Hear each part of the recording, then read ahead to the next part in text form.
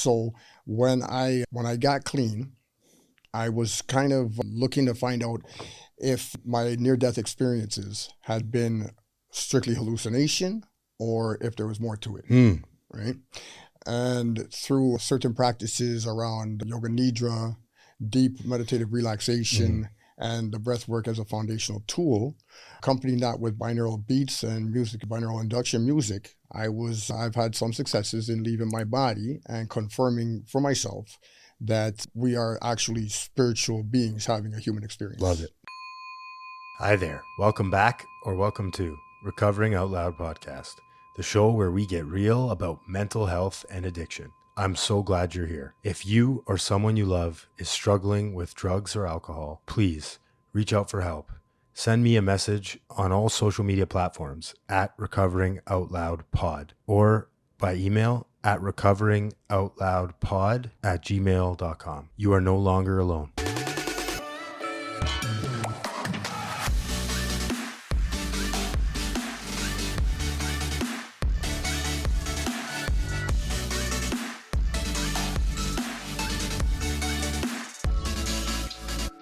So you're going to U of T coming up. I am. What kind of studies are you doing there exactly? You want to describe? I'm very intrigued about this breath work thing because I've used it recently and it was a very powerful experience, right? And I think we can do a lot of healing through breath work. Prayer and meditation, very similar things in my experience. I was always taught prayer is talking to God, higher power, whatever the fuck you want to call it. And meditation was listening, right? So what's the schooling about and why are you so passionate about it, man? Because it fires me up too, just listening to you talk about it. Okay, well, I know that the breath is the only autonomic system within the body that we can control, right? And I decided to go to U of T, basically for certification purposes, right? Like speaking with my sponsor, who's actually an accredited Tibetan meditation instructor for many years. He told me that I didn't really need to go to a breathwork school per se, but U of T would be a good fit for me around the certification. So I'm attending the Mindfulness Meditation Foundations course, which is the prerequisite for any expansion into that, into that academic study, right? So when I got clean, I was kind of looking to find out if my near-death experiences had been strictly hallucination or if there was more to it, right? And through certain practices around yoga nidra, deep meditative relaxation, and the breath work as a foundational tool, accompanying that with binaural beats and music, binaural induction music, I've had some successes in leaving my body and confirming for myself that we are actually spiritual beings having a human experience. Love it. Yeah, couldn't agree more. I loved hearing that sentence, term, whatever you want to call it, because I find that to be true today. And that to me is completely evidenced by, fuck, dude, I can make a bad situation out of anything, right? Like I'll tell somebody a problem, just a small example. I'll tell somebody a problem I have and they're like, dude, it's really not that bad, Or yesterday I'll have a really bad day and then the same thing can happen to me a year later and it's not that bad. And I'm putting a complete spin. I'm projecting a movie onto it and based on where I'm at in life. And it's like, yeah, like I'm having a human experience, but then there's other situations, other times in my life where just unexplainable shit will happen, right? One, I don't know, me not dying, from the amount of drugs that I was doing or me not ending up flipping a car when I was driving, right? And DUIs and killing people. There's a reason for that, right? I don't know. I find that there's a lot of spiritual experiences, God winks, if you will, that happen in my life today that I'm just like, it can't be a coincidence. You know what I mean? I do agree. I mean, like from a lot of my research into these topics and my personal experience, I almost feel today like we cannot jump the queue when it comes to our experience here. We come into this third density experience blindfolded, and we as human beings are the only animals on the planet capable of ascending our consciousness. Right? Where some people will say things like, oh, I want to come back as a butterfly, or I want to come back as a bird. Well, not really, because by then you're still going to have to come back again as a human to ascend your consciousness, to reunite with source. To reunite with source in the third density is to ascend to consciousness, right? So as we ascend to consciousness into fourth density, and we start to know that there is a path that we're walking, to start to know that there is a divinity, a spark of the divine within the human body. I liken it to being a snowflake. Some people will say that here we are, the drop on the other side were the ocean, and that's valid, but I like to prefer to say that here we are like a snowflake, an individual fractal representation of the water that grants us life and keeps us alive in this little reality, this dream that we call reality, or this this state that we're frozen in for a short time. And exactly, that's what I was going to say. Is it's a short time, right? And we don't know if we have tomorrow, right? And that's why all these cheesy sayings that you hear when you come in, one day at a time, and just for today, and the things that really pissed me off when I came in the beginning, they're really helpful and really true, because I even got a bracelet on me that says one day at a time, because I'll go through moments in my life where I'm like, this is never going to end, right? This is never going to end. My life is hard, blah, blah, blah, all this bullshit that again, spinning this story.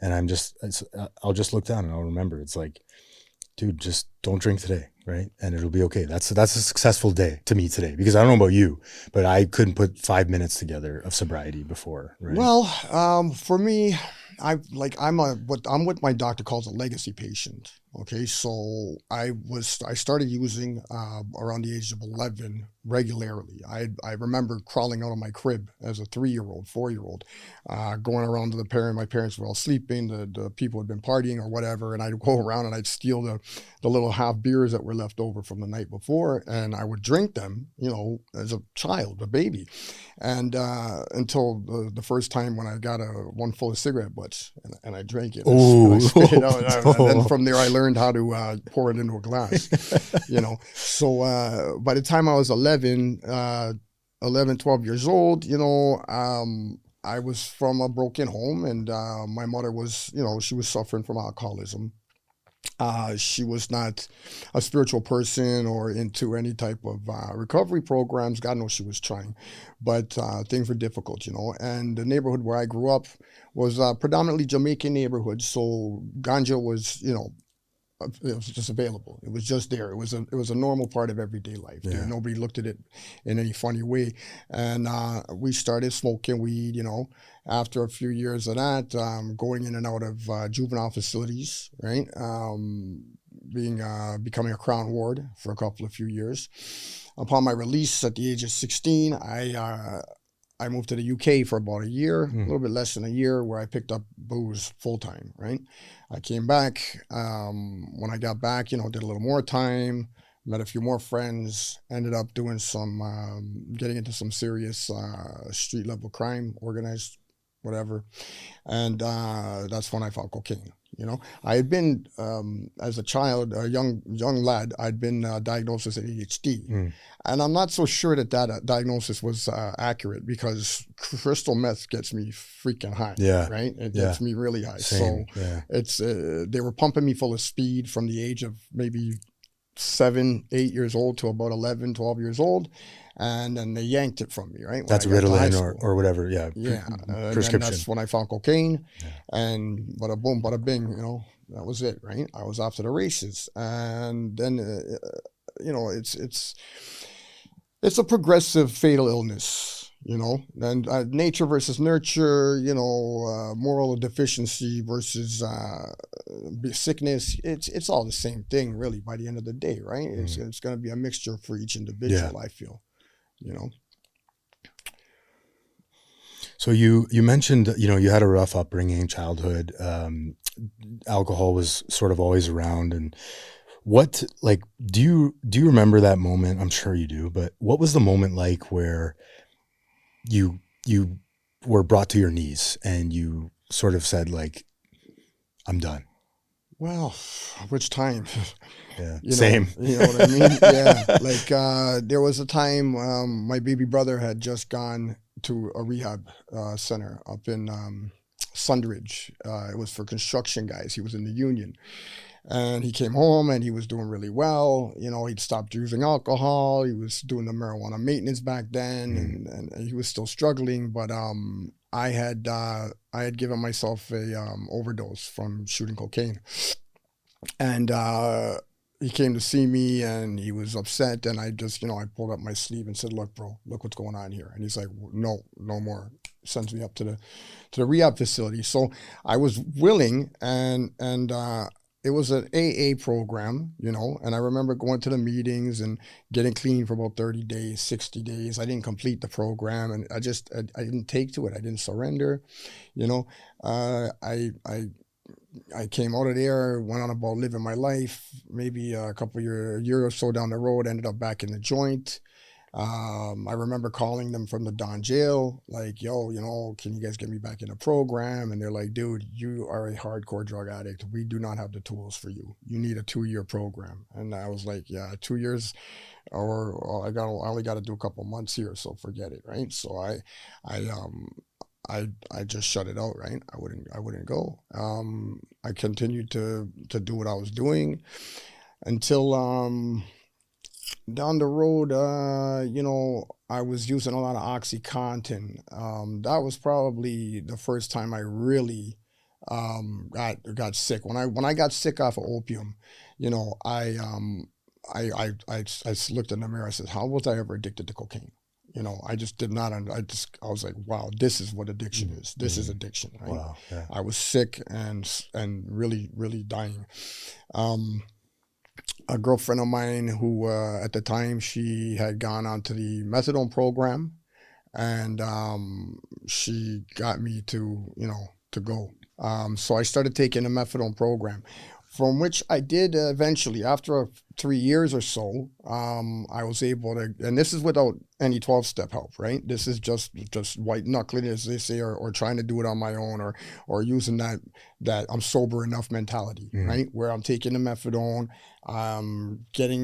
after a few years, I'm getting my carries, I'm smoking reefers, I'm drinking beer, but I'm still involved with, with sex trade workers and gang members and drug dealing and so on and so forth. Living a life of guns and large amounts of dope. So what happened there? I had about 6 years where I was living like that. I had all my carries. I felt like I'm sober enough. It's okay. There's no issues. I can do what I got to do. And then my lady at the time, she went into my safe and she stole just the tiniest little drop of my methadone carry, and she put herself into a coma. I woke up that morning beside her, and she was blue, and she was not breathing very well at all. I bit the bullet, called the ambulance, got her rushed to hospital, followed her there, went into the hospital with her, where the doctor says to me, "Listen, man, don't hang around here. You're just scaring people."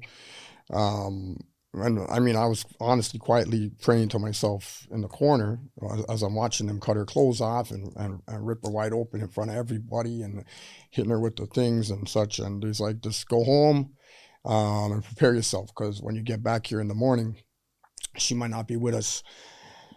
And I'll tell you something. I was really I was in a sick place, and I says to the doctor, I says, "Okay, doc, I'll go home and I'll prepare myself. But if I come back here in the morning and she's not breathing, doc," I said, "you, sir, you'll be dead by fucking breakfast." And he looked at me funny and tilted his head like a puppy does when it doesn't understand you. I says, "Oh, because I'll fucking kill you." I told the man, I said, "I'll fucking kill you. I'll come back here about 7:15, 7:20, when you're having your toast and melon in the cafeteria. I'll take out a handgun and I'll empty it into your face and chest like nothing happened. Then I'll drop it and walk away." And he looked at the police and the firefighters that were all over the place and kind of gave me a look like, and I said, "Go ahead, pal. Go ahead. Go right ahead." I says, you can have me arrested now, but then in the morning time, you're gonna have to deal with my friends, and they're not gonna be polite like me. So I left. I took my leave, and I didn't jump off the wagon, bro. I high dived. I did a super triple backflip, face first off the wagon, and head straight to a bar where I ordered a bottle, and then straight back to my place of residence where I proceeded to abuse drugs. I went back in the morning, armed, and she was there breathing on a machine. She was in a coma. The doctor was nowhere to be found, but she was breathing. So he had, he kept his end of the deal, I guess. And I stayed as long as I could. They sent me home. I went home, and I just proceeded to dig myself deeper and deeper and deeper until finally she came out of the coma about 10 days later, where the police were there when she woke up, and the only question they had was, where did you get the drugs? By the grace of God, she told the truth, that she had stolen them, and the murder investigation that they would launched was, it ended. They were no longer under the impression that I had tried to kill my wife, which was nice, for me, but it still left me in a place where I wanted to get back on the wagon, but I physically couldn't. I just couldn't. I had a friend of mine, he's passed away now. He was a big drug dealer in the Jamaican community in the Brampton area. And he used to say to me, Mikey, man, he says, why? I don't even know why you don't go on the wagon. You run beside it all day long, because I went back to methadone. I tried to kick the drugs, and I would just use the crack cocaine until I couldn't see straight, right? And around them times, my baby brother was diagnosed with 4th stage lymphoma, cancer of the lung. And there's not usually too many happy endings with that story. And I'm gonna talk to you guys here honestly, and I'm gonna tell you what I did. I ended up in a really bad state where I was using opium derivatives, liquid morphine, Oxycontin, heroin, fentanyl, and crack cocaine, literally by the fucking quarter pound. I had no shortage of narcotics availability to me, and every time I would try to sleep, the only thing I could think of was my baby brother's got the cancer, and I can't do nothing about it. Every time I fell asleep, I would have intense nightmares around this situation. Every time I woke up, the only thought in my head was my baby brother's got the cancer, and I can't do anything about it.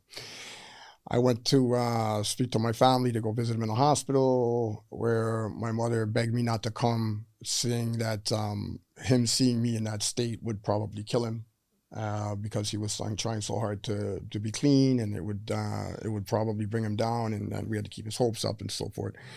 So that was not very good. No connection to family, really. That's tough. Yeah. So at that time, I got really, really low, bro. It was really bad. It was desperation. It was destitution. It was, well, maybe not destitution. I mean, I had a roof over my head and sneakers on my feet and all that stuff, but I was spiritually destitute. You know what I'm saying? So I decided to take my own life. I decided to stop sleeping first. Because I couldn't, and I would use the junk. Every time I would use the crack cocaine, okay, and I would use it and use it and use it to stay awake. And every time I ran out of crack cocaine, I would stick a big shot into my arm, and it would bring me down enough that I could wait to get more crack cocaine. I would use the more crack cocaine until it ran out, and then again another shot, and so on and so forth. This went on for about 12 to 14 days without any sleep. By the end of it, I'm obviously in psychosis, and you're seeing all types of shit. Yeah, I was like, I had a near-death experience before this, where I found myself outside of my body, inside of a nightclub, where while my body was on the ground and I'm standing there looking at myself, I couldn't pull my foot out of my body, and I realized, oh, I'm not really dead. I'm just mostly dead. So I start telling my body, hey, yo, just wake up, just wake up. And the bouncer comes over and I see him pick up my body from the ground, and I can hear this guy in his head. He's like, I'm going to beat this guy and throw him out the back door. And then he picks me up. He knows it's me. He's like, oh, not this guy. It's not this asshole. I'm not even supposed to fucking be here today. You know, he's like that. And I'm just whispering to my body. I'm like, yo, just wake up, just wake up.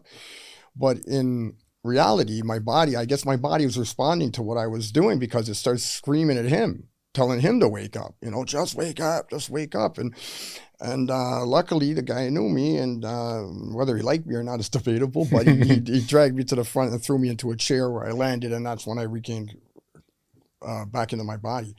That was when I lost all fear of death. I realized that our consciousness does exist outside of the body, that we're just connected to the body. But I didn't really understand it. I couldn't articulate it. It took me a long time to wrap my head around it. So as day 12, day 14 is going by in this harsh time, and this dark time in our lives, I believed that I was conversing with deities. You know, I believed that the guides that had brought me back to the third density were able to hear my thoughts, and that I could communicate with them. Yeah. And I tried to make a deal, you know, and I says, you know, in exchange for my niece to never suffer a day in her life, to never have to go through what we've been through, I will leave this reality now. I will join you on the other side. I will serve you until till eternity, until there's no more eternity. And then I consciously and willingly took a shot 3 or 4 times the regular dosage that I was used to, knowing what that would do. Mm-hmm. I then waited for my girlfriend at the time, she's the same girl who had been in the coma. I waited for her to come in and out of the house, because she was on crystal meth, and I knew that she would be in and out of the house 5-6 times before she actually left for the day. So 5 times, 6 times, no problem. Okay, bye, baby. Yeah. No, nothing. You know, I stuck that shit in my arm, and I laid down, and I was ready to go, thinking I had pulled a fast one. You know, pulled a trick on the guides or the devil or whatever. As the curtains began to close, I didn't feel any fear. I didn't feel any remorse. I didn't feel any shame or desire. I felt like I was going home. I felt warm. I felt not alone, until the very last thought in my mind. I guess I blacked out, and I was, my consciousness was transported, I guess, to a possible future where I was given a vision of the mess that I was leaving behind. And I did not like it. I became, the only emotion that I had at that time was sheer unadulterated anger and disgust with my own greed, my own selfishness, my own ignorance, and my own lack of fundamental respect for life. And I lived with that for a long time. You know, I was I didn't see Jesus, I didn't see Buddha. There was something there with me. It was massive. It was big as a building. It didn't have no face. It just had a presence. It was there. It showed me this future that I was appalled by.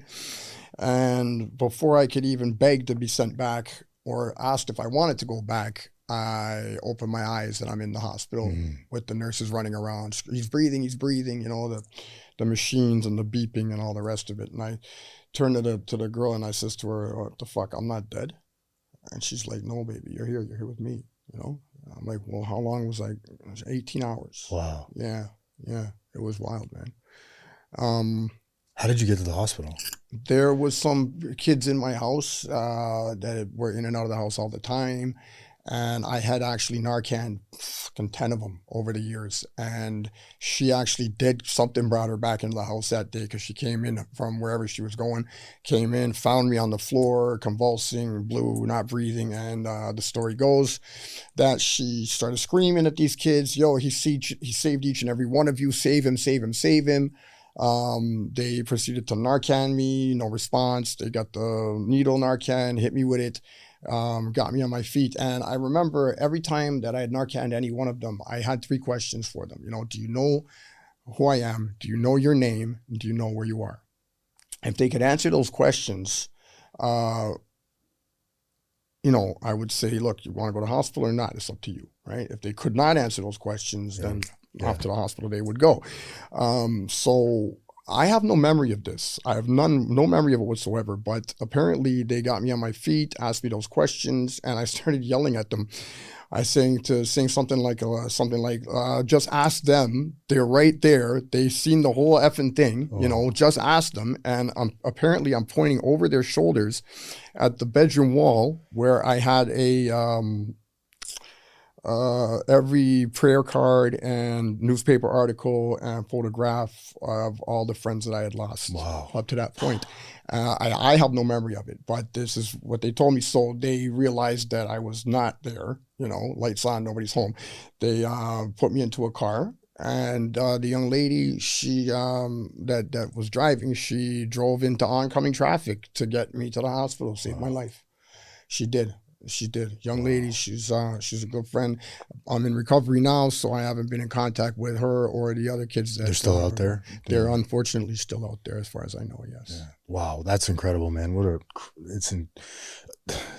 I always look at those stories and like for things to line up, it's like, now you have a choice, right? It's like, I can go back to that life. Every day you have a choice. I can go back to that life and keep doing what I was doing, or I can choose this life of recovery and be of service.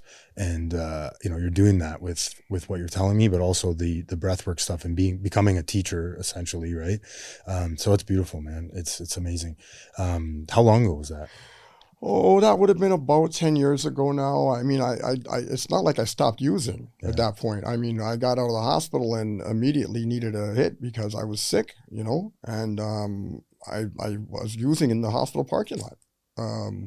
I got back to my place there, and at the time, some friends of mine and myself were under investigation for some stuff. I'm not going to get into that end of it, but the police were raiding my home like clockwork every 6 months, just boom, boom, boom. It got so bad the apartment owners were refusing to fix the door, so I had about a foot missing off the top of my door in the apartment, and this had been going on for some time. So once I finally was able to get back onto the methadone program after that experience, I moved my apartment to another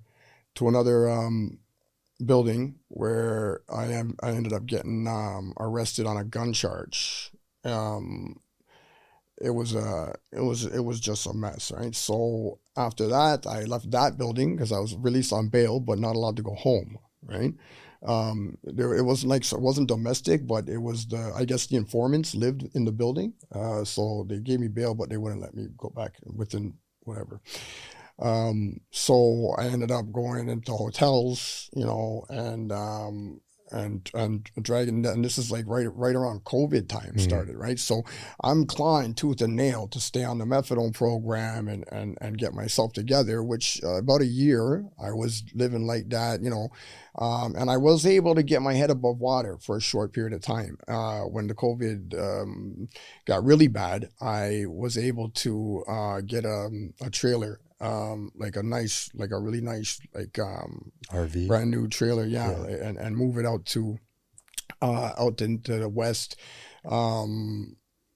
by the border of Marine City in Michigan, and a place called Walpole Island, in Ontario. It's a reserve, in between, like just before Windsor, basically half an hour to Windsor kind of thing.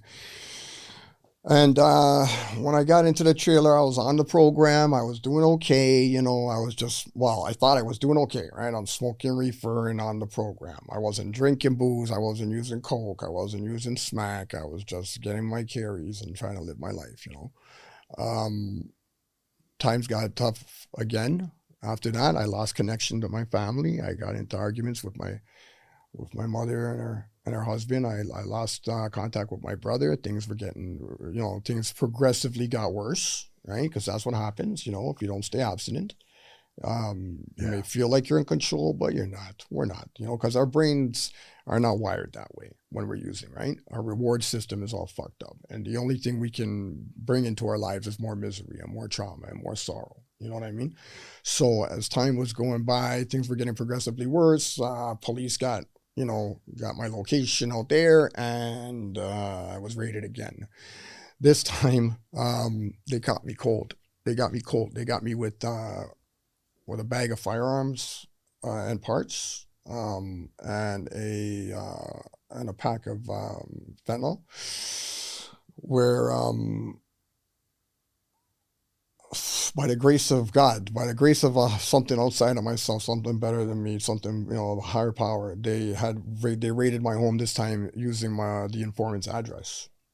So I was released on my own recognizance from this incident, and the next day they sent an informant asking me if I would sell him some guns, and I knew what they were doing. I kind of laughed and said, "Buddy, you're a day late and a dollar short." You know what I'm saying? The police were here last night. They took them off, so fuck off, right?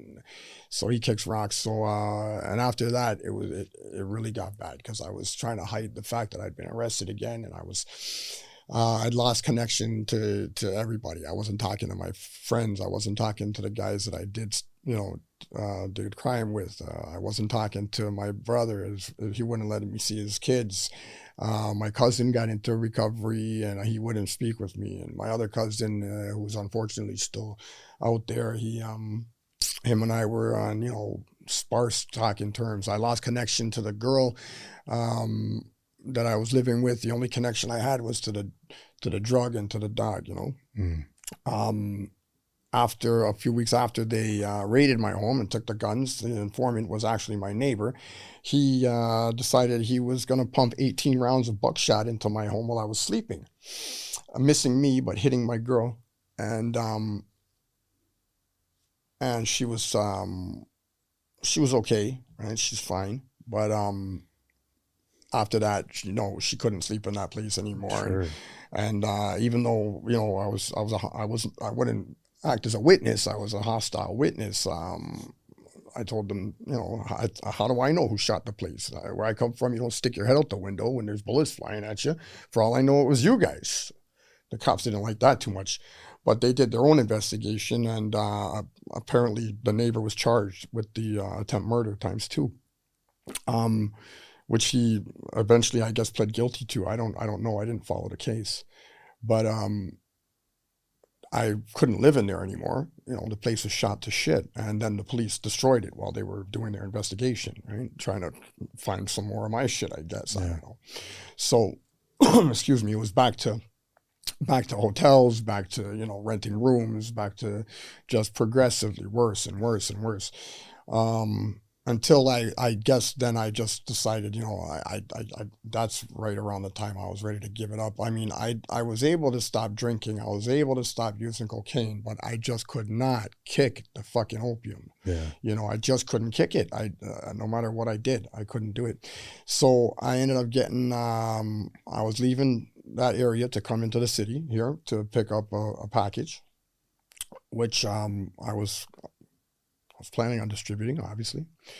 I ended up getting popped on my way out of town from there. Thank God again, by the grace of God, because had I gotten popped on my way into town, it would have been a mess. I was arrested with a replica firearm and a bulletproof vest. A half ounce of crystal methamphetamine in my pocket that went straight into the suitcase. And when I was weighed in the jail, I was weighed in at 130 pounds, soaking wet. Right, I was dying. Wow. Yeah. But you're like 6'3", 6'4"? I'm 6'1", 195 pounds today. Jeez. Yeah. So 130 pounds soaking wet with a bag of change in my pocket. That is when the I still wasn't ready to give it up.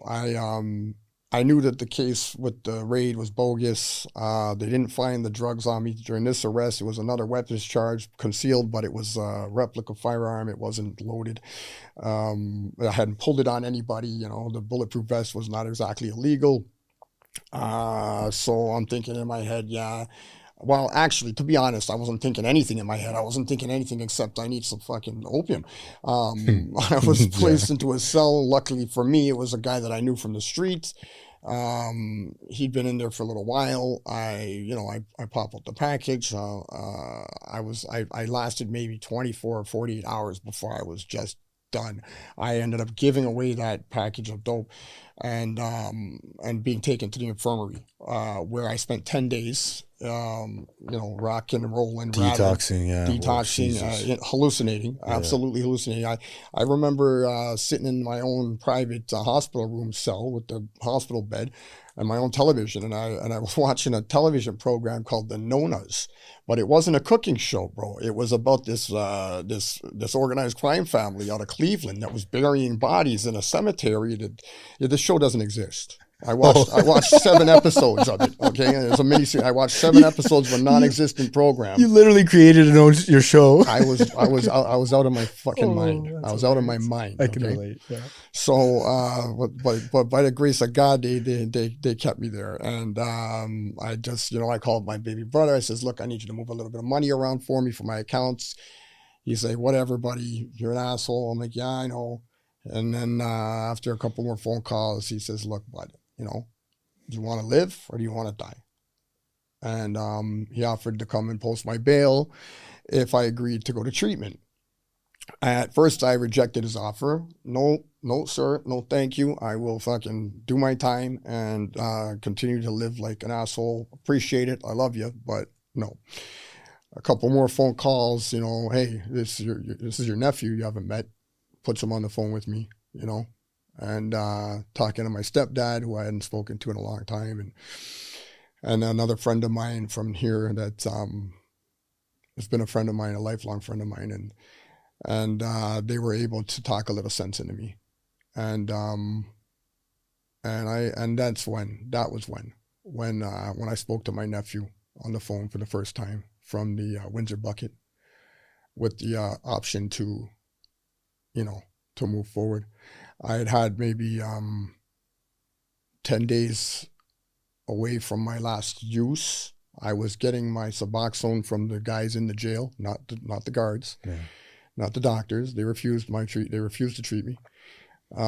They were aware that I had smuggled a package into the joint. They just didn't catch me with it.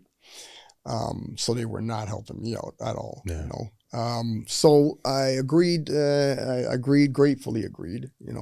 And the arrangements were made. My baby brother traveled all the way out there to pick me up. Took me to a hotel for the night. It was like we hadn't skipped a beat. He was there for me. He was all the way there for me. He brought me home to his home, which he gives all the credit to the program. He credits the program with all of the things in his life today, and I love him. He's my brother. I love him. So he took me to the NA Orkna that month, I guess. The conference. Yeah, the conference was around that month, maybe a week or two since I had gotten released, and I went to Orkna, and I got a real taste of Narcotics Anonymous for the first time with an open mind, an open heart, and I remember saying to him, I says, bro, if it's between getting high and having you in my life, let's go, right? Let's do this. So I went to the detox program a couple of times. I was set up to go to a rehab facility that my buddy had suggested. He's friendly with the staff there, and the detox program was very good. It was the York Region Detox Program. They were phenomenal. Right before, like 1 hour before I was to leave for that rehabilitation, the farm or whatever, they declined my my application. It was all set to go. I bought all the farm boots and all this stuff, and they're like, "No, we can't take him. Not with that ankle bracelet and Suboxone. No, no, no, no." Okay, well, the universe has other plans for me, right? So back to my brother's house. Okay, back to detox, back to Brian's, but I was clean, right? I was clean. After a little while, I had some, 60 days, 90 days from my last use. I'm on Suboxone. My dose is leveled out. I'm I'm going to program with my brother. He's taking me to NA. I'm not happy about it. I'm still not happy about it back at that time. I mean, I'm trying to be, I'm trying to be, but I wasn't yet.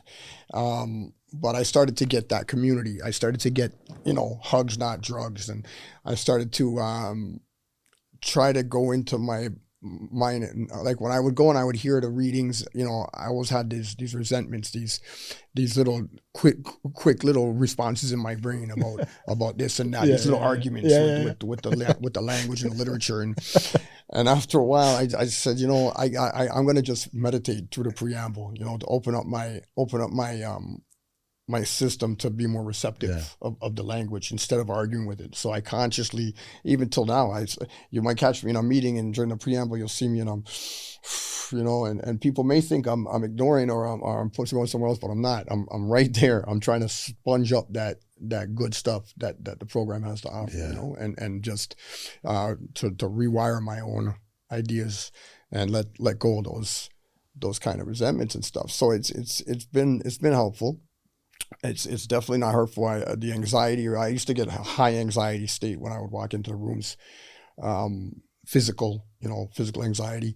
But after using some other outside of the program ideologies around consciousness, neuroplasticity, and some of these other ideas, and implementing the yoga nidra practices and reality co-creation practices and stuff like this, which is for me it's a really fundamental part of my program, because I've been under house arrest for the past 16 months, right? And as much as my brother would love to take me to 90 and 90, he's got a job and 2 kids and a wife and a house and a life, so it's not really feasible. So I had to find other avenues of recovery, which is it's fine, it's no problem, right? I'm living the dream, So I like to find a combination. I like to take as many angles as I can get, and watch for the synchronicities, and then mold my recovery with balance. Yeah, it's a good point though too. Is like I was always taught that humans will fail us eventually, right? No matter how much they care, no matter how much they'll show up for you. Yeah, I can't rely on a human for everything, right? And you mentioned it perfectly, is like, you got to turn to this power greater than yourself, right? Whether that's God, the universe, I don't care. As long as it's not me today, right? I can have my own conception of it. And it seems like at that time you were sort of forced into that. And now it's become a part of your life and your practice. I want to ask you, what do you think kept you out there so long using? Well, I guess fear, shame, desire, no awareness around anything better. Once I got clean, I was watching a podcast. It's a guy called it's a co-creation podcast or a YouTube channel. Anyway, he had a guest on, and the thumbnail for the show was it says an angel in a human body, right? And I'm like, yeah, fuck off, right? Like, what are you talking about? And I was gonna just pass it over, right? But I really like this guy's stuff. Like he's really good with what he does. So I says, okay, you know what? I'm gonna check it out. So I put it on, and this woman comes on, and she starts telling us how she's an angel in a human body, and she got her angelic name from the angelic realms, and she talks to her guides like we're talking to each other. And I'm about ready to turn it off, thinking she's a loon from the moon, right? And she starts telling my story. She starts telling my story. She starts telling us how she had a near-death experience as a child. I believe it was a drowning in her case. And she'd had an awakening at that time, and she came back different. And it was a hardship for her for many, many years. So she had turned to drugs and alcohol. And the key takeaway for me from her story was that we are conditioned here, especially in the West, to believe that the only way we can feel those high vibrations that alcohol and drugs bring, even though they're fake and they only last a short time and they come with a lot of harm, the only way we can feel those high vibrational frequencies is through drugs and alcohol. But that's the lie. It's the lie, right? We can feel those high vibrational frequencies through meditation, through wellness practices, through yoga, through just by raising our vibration, our inner vibration, our emotional state, and keeping it there. She was serious. Had it been in a 12-step meeting, I would have been begging her to sponsor me. You know what I mean? I heard her story, and it was my story. It was just from a different perspective. And basically, what I was doing, what I didn't know I was doing at the time, but what I was doing was I was trying to reach that unconditional love that we come from, that we're headed to one day. And I was trying to have it here in the third density. And the only way I knew how to manufacture it was with drugs and alcohol. And that's what I was seeking. I was seeking death, not in a negative way. Death for me is not a negative thing. As sure as we're born, one day we're going to die. It's a natural process. It's transition. It's not afterlife. It's just life. But it's not third density life. It's just life. It's just a transition. We don't really die. Our bodies die, but our consciousness exists outside of our bodies. And I mean, until somebody experiences it, I can't really tell them. I can't really I can't make them know. All I can do is share my experience, right? And for me, it's not a belief. It's a knowing through experiential, knowledge, right? It's experiential knowledge. It's a knowing from my experiences. Because, and I'll tell you this, because when I got clean, I was backtracking and second guessing my experiences. Was I really out of my body? Was my body dead and I was not? Was that real? Or was I just hallucinating from overdose? Fair question, right? That led me to really, I mean, obsessed is not the right word to use, but I was very highly motivated to learn the practices of these yogis and shaman and so forth to be able to exit my body sober as a judge. And after about 8 months or 9 months of clean time, I had some limited successes. I don't really leave my body with intention. Like, I'm not going to come over to your house, see what you're watching on TV, and then call you in the morning and freak you out, right? It's not like that. I saw you last night. Yeah, it's not like that. But I have found myself, conscious that I'm sitting in my chair, conscious of my breath. But I open my eyes and I'm out in my backyard, looking in the window where I go to smoke, and I see myself in the backyard, and I can see and I go to take a drag of my smoke, and I'm like, oh, wait a second. I'm not smoking, I'm in my chair. And it's like, holy F, man, wow, right? And some other short experiences similar to that. It's not the same as dreaming. It does have a dreamlike quality. Near-death experiences, out-of-body experiences, and lucid dreaming, they're similar, but they're different. In my experience, they've been very similar, but also very different. They have different tangible qualities to them. So with those experiences adding to my the confirmation for me that I am a spiritual being having a human experience, I continued to progress into lucid dream work, where you're in a REM sleep, but you light up your prefrontal cortex, and you wake up within your dream. At first, I would spend a lot of time flying around and striking things with lightning, like this God complex of mine that I got. And after a few sessions like that, it started to get boring. Well, why am I really doing this? So today, when I go into those states, I will take the time to ask the universe, what am I doing here? What am I supposed to be doing?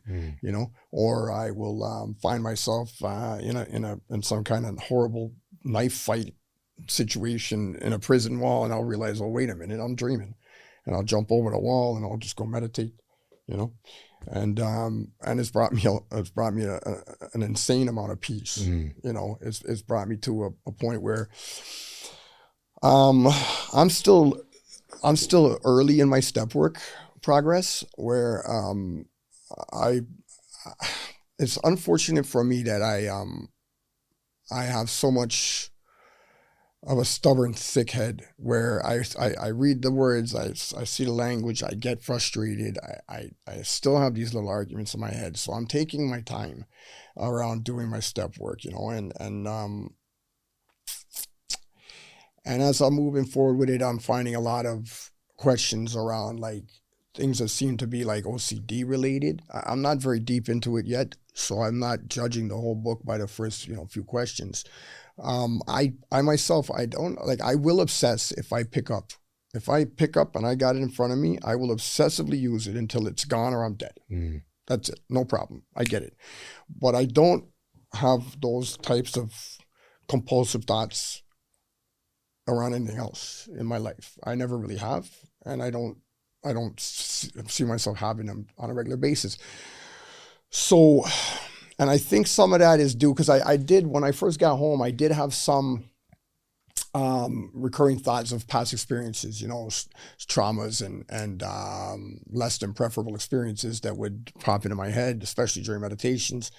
But I learned it's a skill, I learned how to allow those thoughts to drift away like clouds in the sky and return the focus of the breath, and to enter that vibrational state and listen for for the space between thoughts, because I think that's where higher consciousness resides.